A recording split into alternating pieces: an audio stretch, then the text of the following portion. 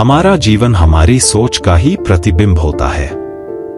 जैसे बीज हम अपने मन में बोते हैं, वैसा ही फल हमें मिलता है।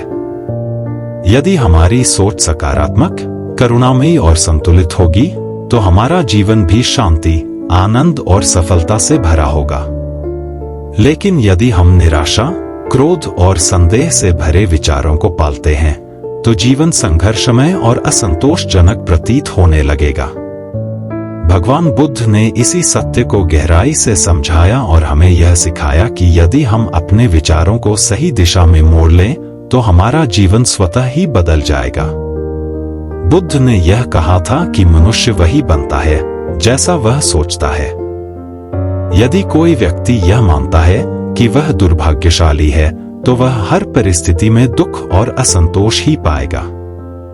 वहीं यदि कोई व्यक्ति जीवन की हर स्थिति को एक अवसर के रूप में देखता है, तो वह हर कठिनाई से कुछ नया सीखता है और आगे बढ़ता है। जीवन में जो कुछ भी घटित होता है, वह हमारे विचारों से जन्म लेता है। इसलिए यदि हम अपने विचारों को नियंत्रित करना सीख लें, तो हम अपने जीवन की दिशा को भी नियंत्रित कर सकते हैं।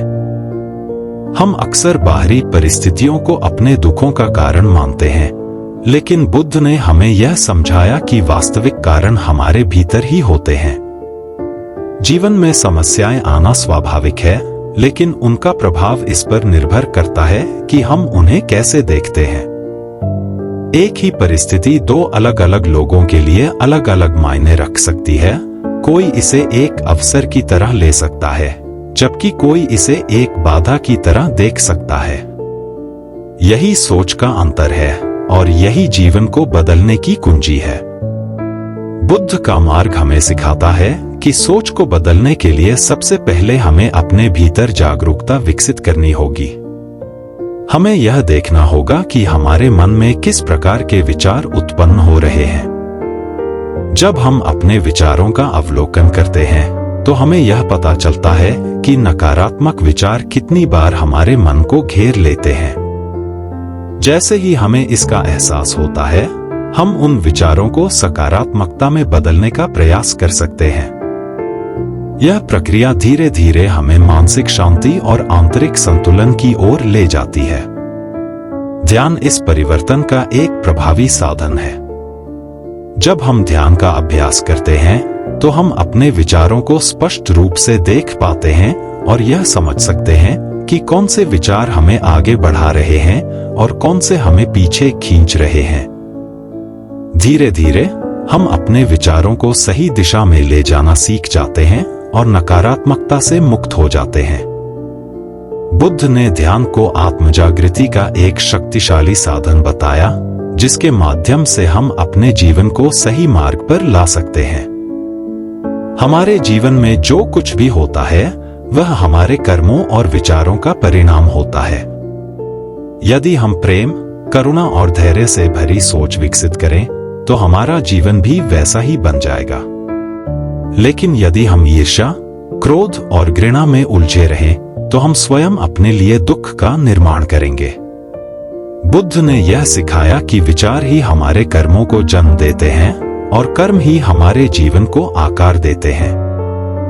इसलिए यदि हमें अपने जीवन को बदलना है, तो हमें अपनी सोच से शुरुआत करनी होगी।